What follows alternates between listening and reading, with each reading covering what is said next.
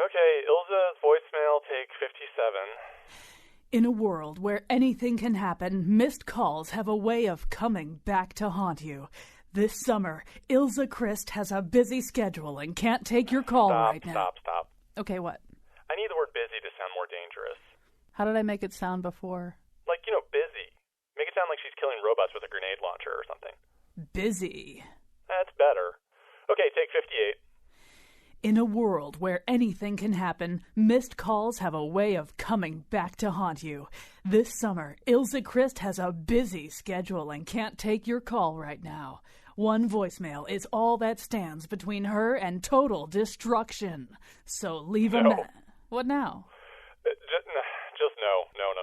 You're killing me. Well, I mean, when you say this summer, I have to hear an asteroid on fire, hurtling toward Earth, crawling with bloodthirsty extraterrestrial shapeshifters. Skrulls or Chitauri? Chitauri, totally. Okay, so this summer. See, that's what I'm talking about. They're practically biting holes in my flesh when you say it like that. Can I try it with the music? Yeah, I'll cue it up. Cool. Ilza's voicemail, take 59. In a world where anything can happen, missed calls have a way of coming back to haunt you. This summer, Ilza Christ has a busy schedule and can't take your call right now. One voicemail is all that stands between her and total destruction. So leave a message. She'll be back. Okay, I am getting chills. Oh, for real? That's awesome. No, I want to leave a message. Then it was totally worth the 6 hours. Today on the show, the strange world of voiceover artists. And now he's a Hasidic lesbian roofing contractor. She's a two-fisted stamp collector who doesn't play by the rules. Together, they're Colin McEnroe. Yeah, this is a very exciting show for Wolfie because, of course, she does voiceover stuff, and we've got in honor of the movie, or at least in reaction to the movie In a World, which is out in theaters, playing at a movie theater near you right now. It's a comedy set in the world of voiceover artists, and so this was obviously a show we would want to do.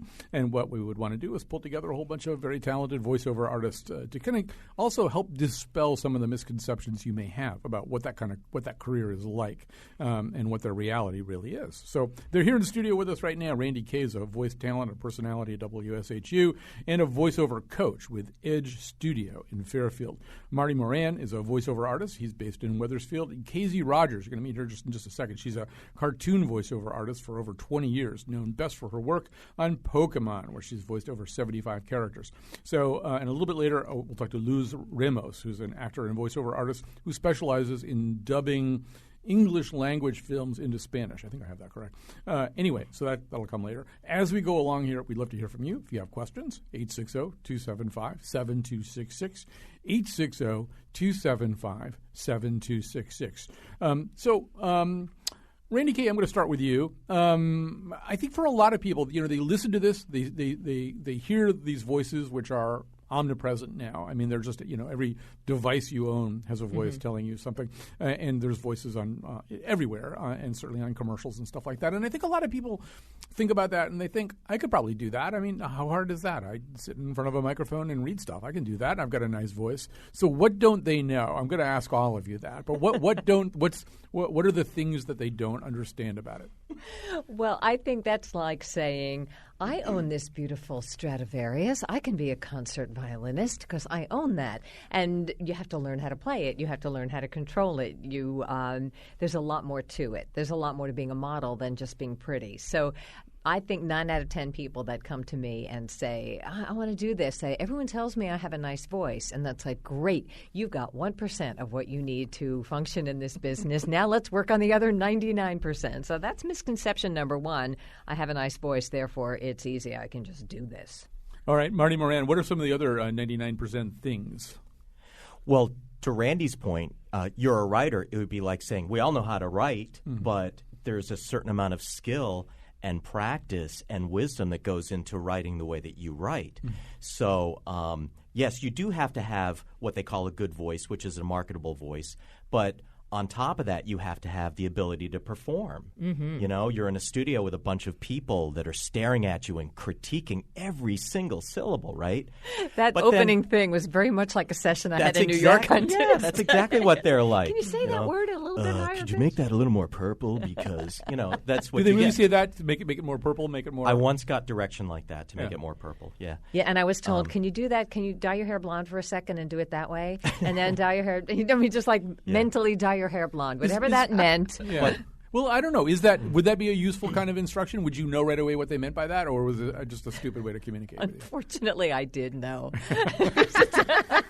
Yeah, some of those really make sense, and some make no sense at all. But you know, besides, once you get sort of the skill down or the ability to do the work, that's maybe 20% of the equation in order to make a living doing it, because the other 80% is finding clients, being responsive to your clients' needs, taking care of all the business aspects, because it really is kind of like a one-person business where you're wearing all the hats. You have to procure the right equipment if you're going to have a studio at your house or your own studio.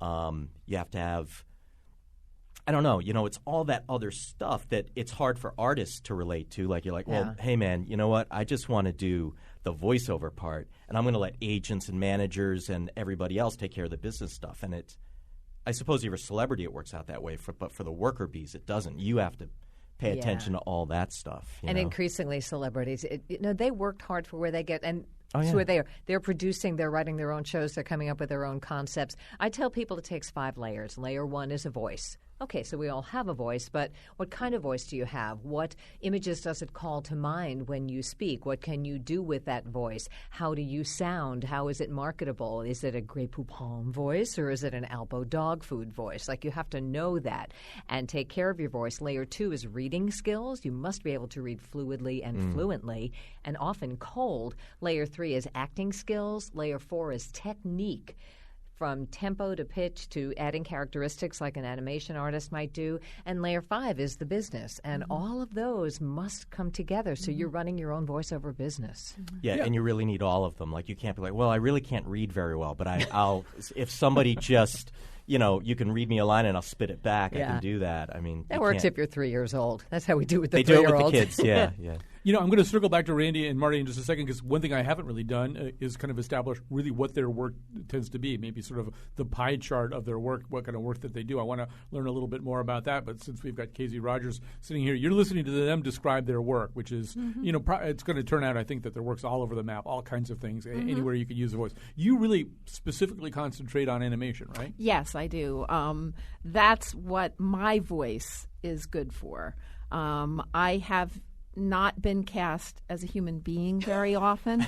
I've been a stick of gum, a chicken, and all of these other characters. If I'm a human being, I'm some sort of little kid, or I'm an old lady, or What does a stick of gum sound like? Do you remember how that went? Trident, wait!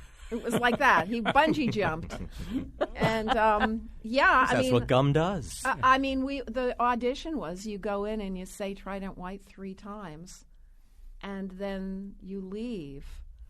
And that was the whole audition? So basically it was like you're walking under a tree and it's shedding its leaves and you catch one. I don't know why they cast me. But maybe I just sounded like I was bungee jumping. I don't know. Bungee jumping, like the gum was literally bungee jumping? Yeah, he was bungee I thought jumping that might be a through term a kitchen, of art or something. And that was, but I didn't know what the scene was. They just said, "You're a little stick of gum. Say Trident White 3 times." Wow! Yeah. But that's a really good gig, right? It was a great gig. That was a great gig. Yeah. Yes, I got a lot. I did well. Yes, it was a very good gig. It paid the rent. And I just want to say, I saw a helicopter parked outside. Yeah. Was that yours? That's That was Casey's. yes, Casey's. actually, I gotta see if Wolfie can get coffee from my helicopter. Oh, sure, pilot. I'm sure that could be. But and one of the things I was thinking while you guys were talking was that I always think of this job as being a sales job. It's great. My playtime is when I get to work. Oh, sure. You know, when the stuff that I'm getting actually paid for, and in the studio, the thing I get a check for. But my actual work is sales. And I think that I was lucky because my father was in advertising, so it kind of osmosis. But I think that, you guys are totally right. It's not just you have a great voice or you can do a funny voice. And I've coached too, so I know a lot of people have the same misconception. And the sales part of it is not only the most important part, but for me, that's the hardest part. It is hard. And that is what separates the men from the boys or the girls from the women.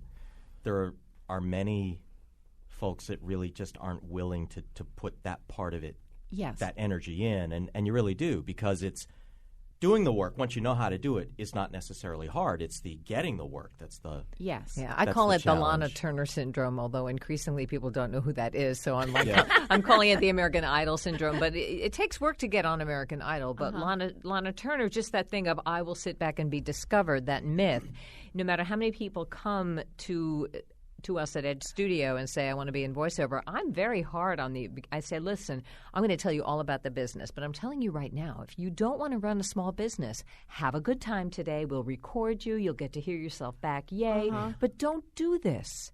Right. And part of us has this magical thinking that we will make a good demo, put it, it used to be get an agent. Now it's like put it on a pay-to-play site, and I'll just sit back and wait for them to contact me.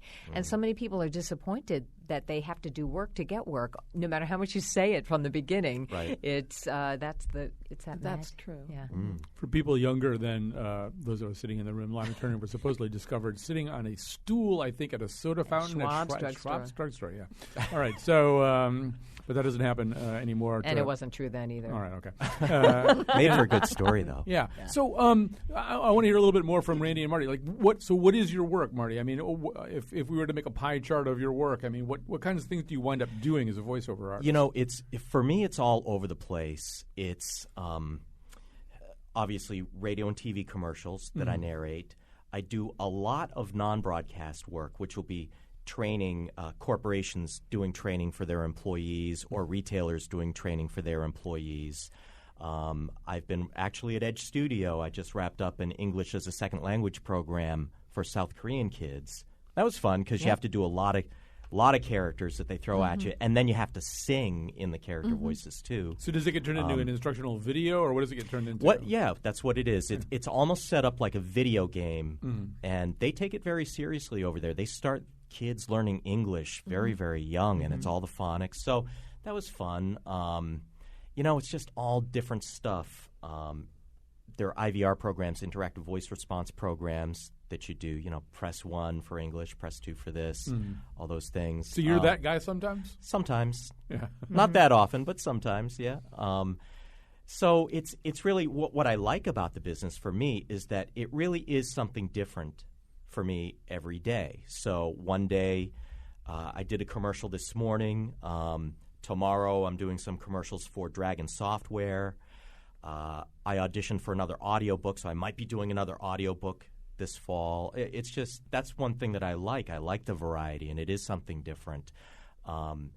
Sometimes you get to do some fun character voices for some of the presentations, and that's fun too. So I want to hear from Randy a little bit about hers, but I'm also curious to know, just while I have this thought in my head, like in the movie In a World, these are LA-based voiceover artists, and they're all going after the same work, and so they all got to know each other, and it's pretty clear, even just sort of doing a little reading and research online, that there's a group of people there who do know each other.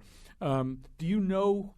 I don't know. Like, I used to work with Damon Scott. He does a lot of voiceover. I mean, do you know who you're up against a lot of times if you're going for work in this market? Well, yes. If you're auditioning for something in New York City, your agent calls, you get sent down there, you go to it, and you sign in, and you oftentimes see a lot of the same guys there because they're looking for people with sort of a similar sound. So you do, over the years, get to know the guys. And it's actually kind of nice because you joke about certain aspects of the business and kind of almost in a way keep each other a little bit sane because there seems like there's no rhyme or reason to the auditioning scene where you audition and then you have to train yourself to forget about it the moment you leave because you don't hear if you've if you didn't book it, they don't call you and say, "Hey, thanks for coming down, but we went with someone else." Like, you just don't hear anything. You don't hear. I always assume I came in second. Yeah, that's a good way to. But you see, that's yes, I came in second. but that's how you have to look at it. Sure. And sometimes you don't hear for a really long time, and then you do And then hear, you do and hear. you've booked it, so it could be any time that you'll hear. Yeah, or, and this drives my wife crazy, if I'm watching TV and a spot comes on that I auditioned for, and I don't mind if the guy is good or He's if awesome. it's or if it sounds like what they said for the direction when you were there, but when it's totally different. You know, I want to be like Elvis and just blasting away at the TV. I know, but that's the thing about voiceover, and we are all in this business so excited about In a World. Although it's not the first voiceover movie ever, but it is a community, and there's the live in-person community. I too go down to New York and audition on occasion, and then there's a growing online community of voiceover talents. I have voiceover friends in every state, in Canada, in other countries. I have a friend in Germany, and we just know each other online, and it's very supportive because the thing is, when you go to New York, if you're all being sent in by your agents, you're all awesome. Like, everybody in that room is going to be Yes, awesome. everybody So is qualified to do the job. Right. So then it just becomes a question of their subjective, that voice is the one I thought I heard saying it versus that voice. So it's not your skill against mine. It's your voice, their choice, their selection. And if there's 40 people at the audition, which is a low number, 39 will not get it. And so I find it a little bit less competitive in the way that modeling used to be, or on camera, or do I have wrinkles? Like, I don't care about any of that. It's just, I'm going to do a great job and have a good time. And if my voice isn't selected, it's not anything bad against me or my skill. Just Yeah, that's different another voice. thing when you're at an audition. You try to glean what purple means. And if you have a little bit of time, you can say, "Oh, do you mean a little smoother?" Because purple doesn't mean anything. And so if you can ask that question, they might say, "No, actually, I meant make it more powerful." Right. Like a king, purple. Then you'll know a little more about what they're saying. But basically, you're providing a service. This is I always try to think of it as, it's almost like waiting tables. It isn't, but because I've done that too. But you want to please whoever you're auditioning for. You want to please your director once you've got the gig, and your ego really has to go to the background. So I think that's really what's different about on camera or just even acting on stage or something.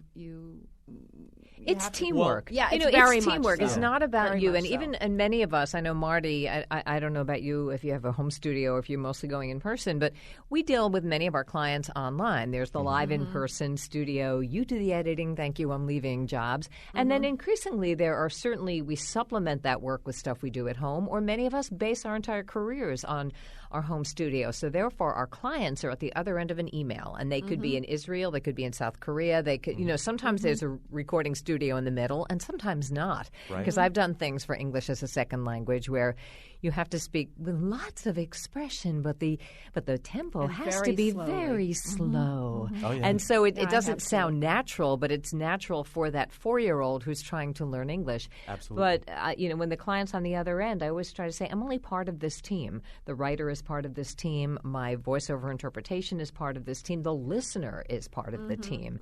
And so it's never Very true. about just us. It's about the service, as you say, what we can bring to the table. This is the easiest hosting job I've ever done. They all just talk to each we other. just keep talking. I don't even really have We to ask spend them. all if you day wanna in go- closets.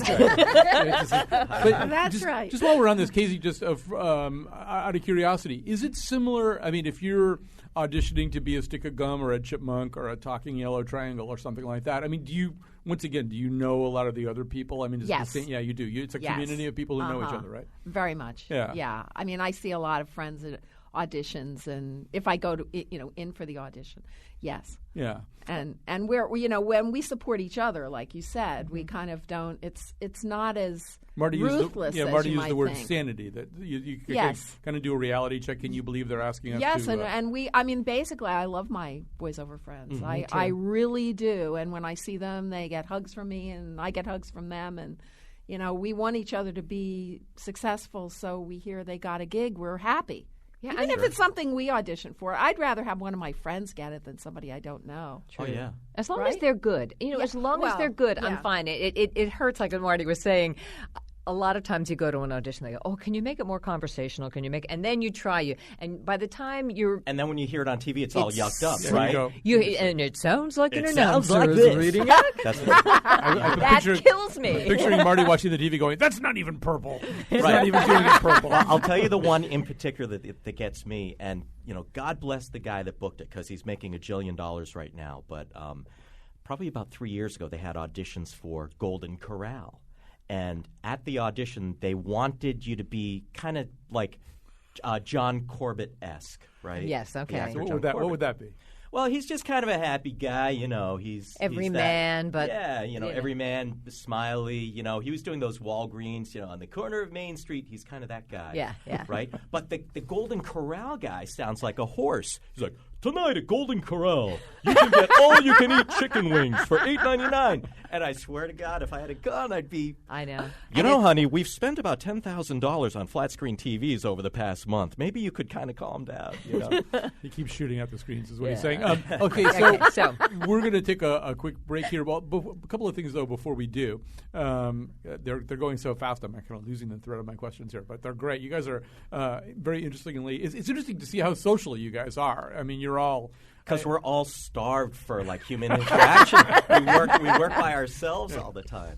Usually we have guests in here. It takes them about 20 minutes to warm up to each other. That's not happening here. We also like talking. Yeah, that's true. Right? Yeah. One of the sort of I know one thing that I wanted to say. This is just sort of to help out the people at home, and I wouldn't know this if I hadn't seen the movie.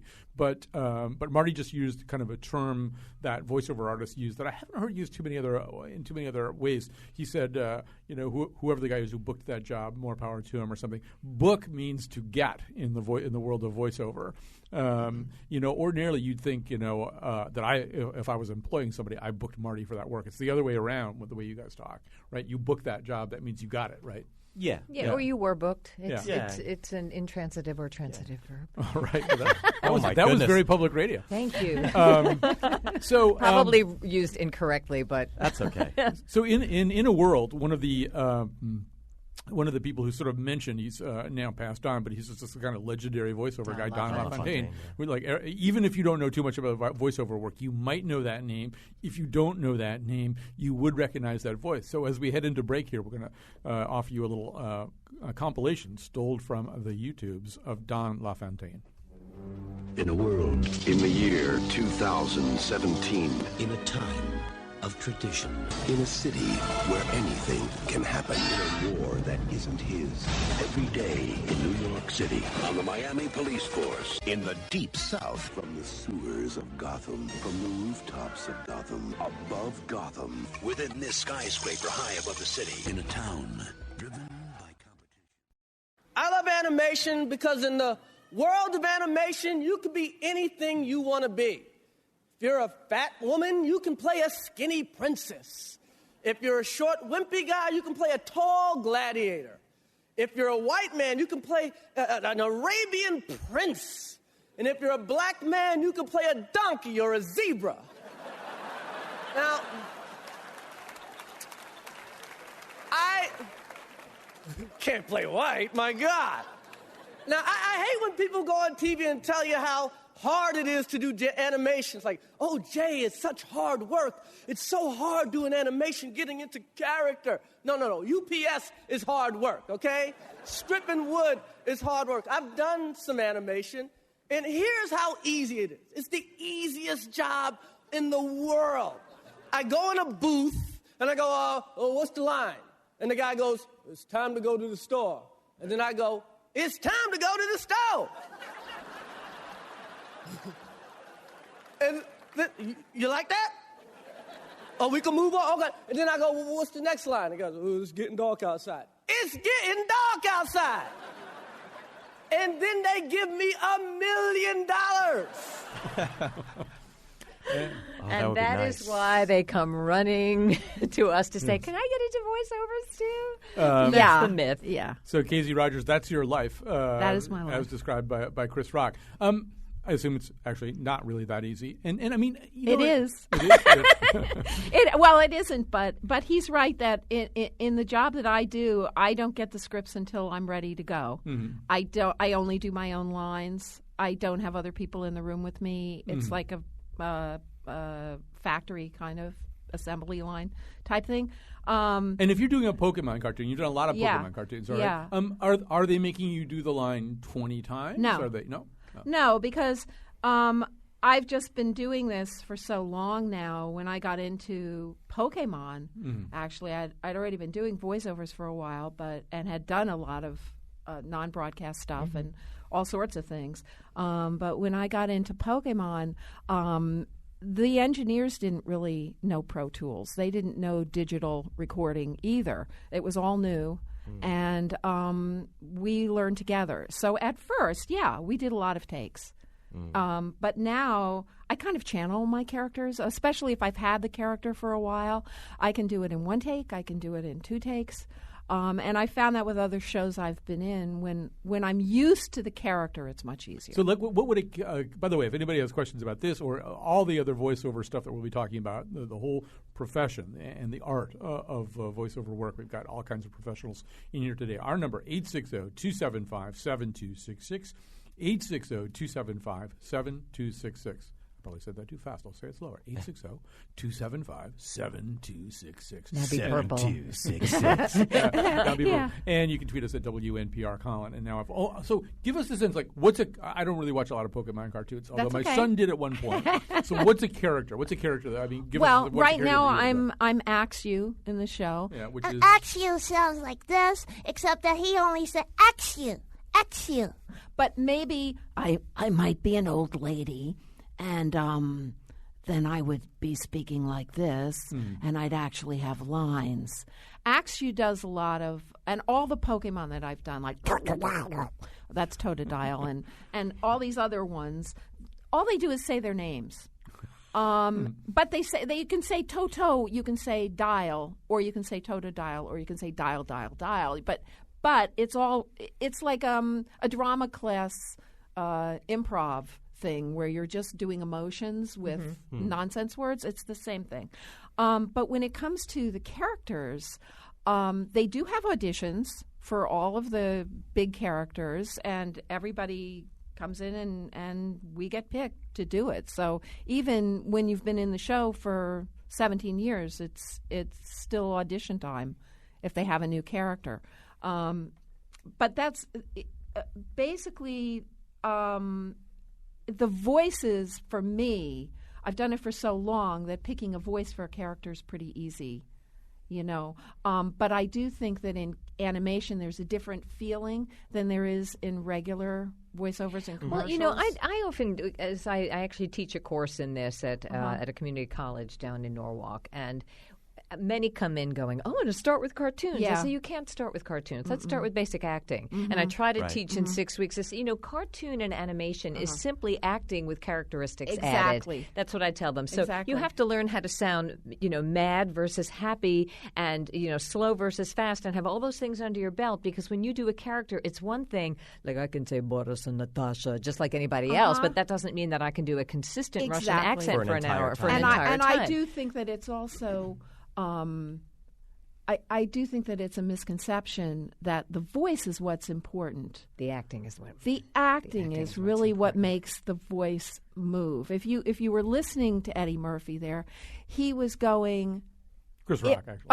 I'm sorry, Chris Rock. When he got to the part where he was on, he said, as he's pretending to be the engineer, he sounds so different than he does when he's on. When he actually does it. And all his characters are basically Chris Rockerized. Yes. I mean, they are him. So Absolutely. there's that element of animation where really it's just voice acting. It's not you're not changing your pitch. No. And you're not changing changing your placement. It's acting, and you need control over all of that. For some people, I tell people it's like right brain and left brain. So your right brain, you just sort of jump in and play. And like, hey, I can do that. There's the freedom in there, but it needs to be supported by technique. Exactly. So that if you have to move all around, but you can't move your head. Right, exactly. Things like that. Yeah. But I wanted to add to that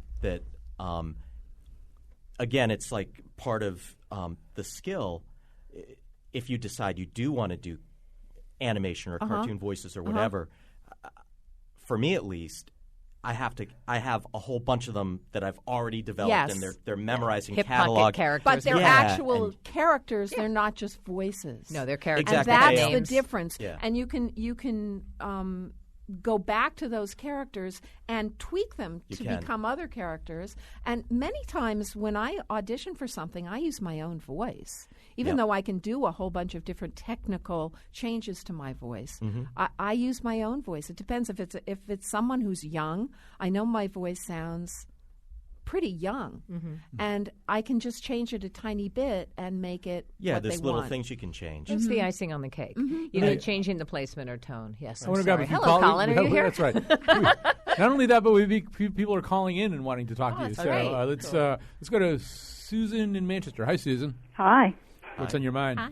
I'm wondering whether there are styles or fads in voiceovers, and if so, what's current or coming? All right. Randy's ready for that one. Yeah. Well, you know, there are some styles or fads. Certainly, if you look at the big money national commercials, styles can come and go. Right now, it's very, very popular as sort of this understated, like kids, they feel good. Like you feel like nobody really did anything. And it's a lot of times those big money jobs will go to those who are skilled at film and TV acting because they know how to be subtle. And they can tell a story without too much pitch and without relying on being too big. I always tell people that there's no second balcony in voiceover. Animation is a little more theatrical, but it's just kind of like, I bought this car. Yeah, like the words are are just tumbling out of your mouth. You're not forcing anything. Yeah, so that's very popular. And I would say even in the what I call the bread and butter work that we do, tutorials, telephony, museum tours, apps, IVR, explainer videos, all of that, there's still a difference in tone where some people, old-fashioned, may want the more, thank you for calling IBM. They may still want that, but if it's Google, they're like, hey, That's right. Thanks for calling Google. Yeah, the tech stuff is a little bit hipper. Yeah. But there also is, I think, whenever there's like a fad, like you remember, like there was like the sort of like damaged voice guy fad and all that. What was the damaged voice guy fad?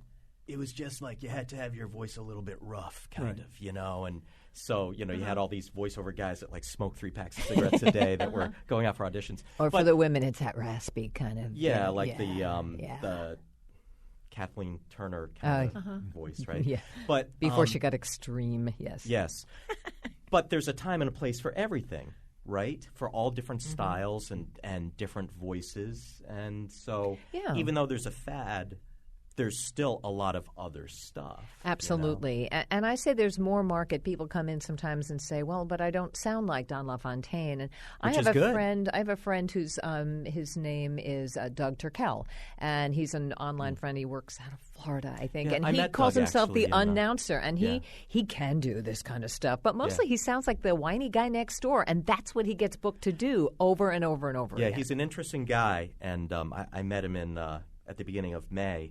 But he used to do those Mitsubishi commercials. I think that was him doing those, like, it's Mitsubishi calling, like that guy. That could be. So, yeah. He's really good. So sounding, to go back to the Susan, to the caller, being able to sound believable within the situation never goes out of style. What people think of as believable, I say, is getting a little more on the conversational side so that we're really selling, especially in commercials, our uniqueness and our personality along with our voice. But then there's always things that call for straight announcer as well. And they care about whether or not you're selling the product, too.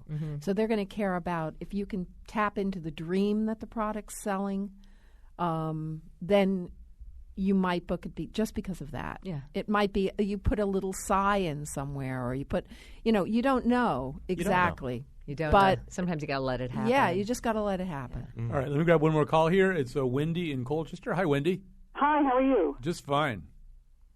I was calling to find out about the different schools that are available for people to take for voiceover. I, for many years now, have done phone work, and when I call clients, many times they have said to me, you have a really great voice, you should do something with it. So I thought, well, that would be great fun. I thought of a long time ago going into drama, and because of certain life circumstances, I never pursued that. But could you tell me if there are any Connecticut schools you'd recommend for voiceover training? All right. Well, Go ahead. If you're in Connecticut and you're able to get to New York City, Edge Studio has a lot of programs. Yes, and they also have a studio in Connecticut, and they do classes, and they'll do teleclasses and webinars. Whatever school you go to, and of course, I'm partial to Edge Studio because I am one of their coaches, and they are honest. Wherever you go, don't let anybody sell you any kind of a bill of goods of, oh, don't worry, you'll make your money back 2 months after you make your demo. You know, make sure you go to a place that is very honest about, look, this business requires you to be a businessman, business person, and it takes hard work, and a very nice voice is the beginning of what you need, but there's a learning curve about how much more you need to know. So just make sure they're honest and there are no false promises. That's what I would say. I think Edge has a very thorough program, and it's very honest, and if it takes you 6 months to 2 years to get ready for your demo, take that time. Don't make a demo, which, if you don't know what that is, that's a small sampler of what you can do. What you sound like. Casey doing Rogers, that. was it different learning? Was there a different learning process, education process to do the work that you do in animation? Well, I took classes. I started by going to the Learning Annex because it said make money in voiceovers. And I thought, well, as soon as people had always told me I had a great voice. My father was in advertising. I knew what voiceovers were. I thought, hey, I'll go to this seminar and then I'll make a demo and then I'll get rich. But that just started me on the road to taking classes, to going to different voiceover people, to having vocal coaches, to working very hard, getting my imitations down, learning my technique, and then eventually I made a demo. So that was really how it worked out. Get good before you get noticed. Get good, exactly. Because what happens is if you make a demo right off the bat, and if you do go to a school somewhere and they're like, yeah, we're going to do a 4-hour boot class. Camp. Yeah, it's a boot camp. Boot camp, and then you'll leave here with the demo. You'll be all set. And then after the you'll be all set. So, what'll happen is you'll have this demo. You'll send it out to all these people. They'll listen to it, and they won't like it. And then you'll kind of down the road, you'll get better. Oh, and that's the guy that sent me that demo. Yeah, that guy stinks. I'm not going to listen to that. Oh, yeah. So it is, that is a very important aspect of it. Do the training, like you said. You learn from a bunch of different people, and I think you could even get into you said you were interested in drama. Acting is very important to this. You could get into a community theater. And I do community theater. I do it to keep up my acting skills. And it's fun. And it is fun. I want to ask a couple of quick questions here, then we got to take a break. I hope that helped. I'm sure that was helpful to her.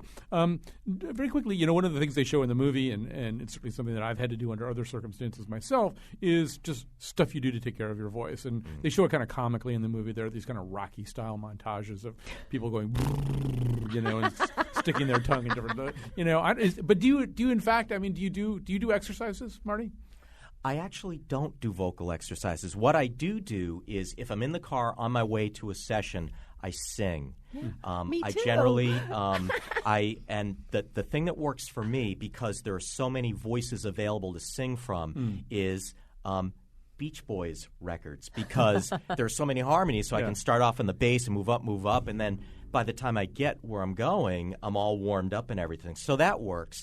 But you do have to take care of your voice in that, shouldn't be yelling, should definitely not smoke. If you're going to a session, you don't eat or drink any dairy, stay away from spicy food because it kind of gums things up a little bit. Yeah, but I'm we kind break of boring those that rules way. on occasion. Yes, I agree. Those are the rules. I mean, I find sometimes, especially after a long session, I can't even say the word organization. Like my mouth and my tongue gets tired. So I will sometimes do stretches on my mouth, or I'm a singer, so I'll do my singing, vocalizing in the car, and it is a lot of to get the lips going. But that's just to warm up my voice. And I will sometimes warm up my improv skills by taking a billboard on the way to the studio and reading the copy on the billboard in 5 different voices or in 5 different emotions, just to get out of the box of I'm going to read it my one way, and that's the only way I know how to read. So if you get a little bit crazy by the time you get there. But you do have to definitely don't smoke. The rule I break is the coffee rule. I'm a caffeine girl in the morning, so you're not supposed to, but I do drink tons and tons of water. I think we'll all agree that helps. And even when you're in sessions, and you can use Ricolas I like those. You guys don't? No, I don't like the No. sugar. The sugar makes me Oh, dry. no, I don't. I And use the the dreaded mouth sugar-free. click. Oh, okay. Sugar-free. Every time I take Ricola, I go, Ricola! So that doesn't always work for every Or session. you want to blow one of those long horns. That's too, right. You know, I was worried about the spit valves on those long horns that they blow. All right. So there's one more thing I want to just do really quickly. I don't want to run out of time because we do have Luz Ramos at the end to talk also about sort of overdubs in different languages too, which is like a whole other weird area here. But very quickly, I think to the average observer, and I noticed this about 15 years ago, it seems as though a lot of the voiceover work that we encounter, watching commercials, you go to a planetarium show, you get out of a cab in New York, you know, and some famous person's voice tells you not to leave any valuables and get a receipt and stuff like that. You go to a planetarium show, it's Tom Hanks. You know, you watch a commercial, it's Morgan Freeman, it's John Hamm, it's John Slattery. Is the influx of these really famous people grabbing a lot of this work, is this a problem, or are you guys working, you know, enough kind of in other areas that you barely even notice it? I think we're working enough in other areas. I mean, sometimes you have that thought that, oh, man, that guy's got millions and millions. Why is he taking away voiceover work from somebody? But, you know, you can't blame them. And there used to be a time that actors like that never did voiceover work, you know, because it was kind of considered. They wouldn't even do TV. Right. But so they do it. One thing, though, that does get me, I get sent either auditions that come online or get sent to auditions, and they want it to sound like, we want it like Morgan Freeman. I'm like, well, why am I He's here? too expensive. Because but that's totally me. I mean, so but that's part of the fads that come in. You know, Dennis Leary was a big fad for a while. And Randy, I sense it's a little bit less anyway with women voiceovers anyway, or am I wrong? Well, there aren't the majority of the voiceover, quote, superstars seem to be male, but you realize that that's the very, very visible tip of the iceberg. Right. When celebrities get that work, not all celebrities can do it. They just have to be excellent storytellers. Absolutely. And so like George Clooney and Morgan Freeman, you know, they're all amazing. And females, we get a lot. Can you sound like Sigourney Weaver on Planet Earth? That's our go-to. Or Kathleen Turner. Or so they will give us those celebrity Harry references. Gilpin was big for women for a while. Yes. And, you know, if you know who she was on Frasier and played Roz. Was that her character she name? Was so that dry kind of read, or they will now we get Kristen Wiig. So we get celebrity references. But the fact of the matter is, if they want a celebrity to do it, especially a visible celebrity, like some audiobooks are narrated by Meryl Streep doing the Velveteen Rabbit. Well, they want Meryl Streep, right? You know, and she's awesome, so that's great. But there's so much work. The amount of work, they are crying for good audiobook narrators, and that is grueling work. An audiobook is grueling work. That's really grueling. You know, work. I love radio imaging because you just say the same link 3 different times. You know, right? All right, I love car ads for that. You know? Yes, it's just like you just short-term and long-term work. So no, the celebs are not really a threat. All right, we're going to grab a quick break. We're going to come back with Luz Ramos, talk a little bit about the world of overdubs in other languages. Special case. You hear me, but you never see my face. I do voice-overs. I make all my dough doing voice-overs. Girls from the valley, like he is a totally rad dude.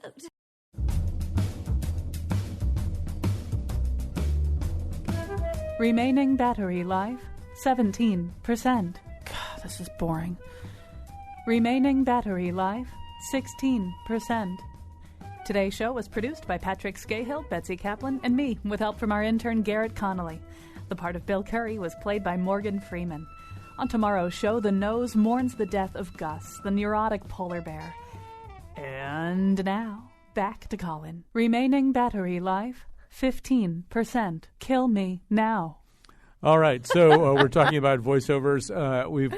There's so much to cover here, and there's like a whole bunch of stuff that we're just not even going to have time to get into. Like the whole world of audiobooks itself is fascinating to us. But one avenue we haven't gone down yet is the whole issue, and you see it a little bit in the movie In a World, where in fact the actress Eva Longoria is being coached on how to, I think, redub a movie in a Cockney accent. That's not exactly what Luz Ramos does. But first of all, welcome to the show. Second of all, am I saying your name correctly? And third of all, tell us a little bit about what you do.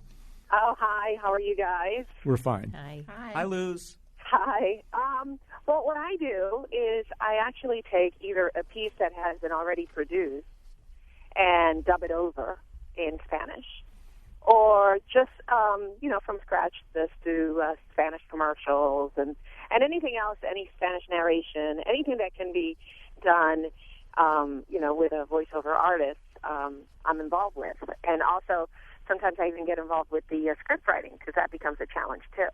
Well, no, it seems to me that, and this is something that everybody who's ever watched anything has wondered about, is, and when it's sort of redubbed into a different language, I mean, a lot of times it matches up amazingly well with the mouth movements you're seeing on the screen, but that must be a special art. I mean, things in one language don't have the same syllable count as they do in another language. Absolutely. Everyone that knows Spanish knows that there are way too many words to describe things compared to English. So it's usually a lot longer, and that you are 100% right. I mean, all voiceover artists, the people that you have with you today, are all phenomenal artists, and it takes a specific skill to do this type of work. But when it comes to doing it in another language, everything gets timed, and then you have to find just the right either phrases or words, because there are many countries that speak Spanish, and everyone has a different sort of inflection, and there aren't any dialects per se, but there are colloquial expressions, and then to match that to someone else's mouth movement and within the time, it's hard work, and it requires a lot of skill. So are you standing there with headphones on, facing a screen where you see this other actress saying these things? Yes, yeah.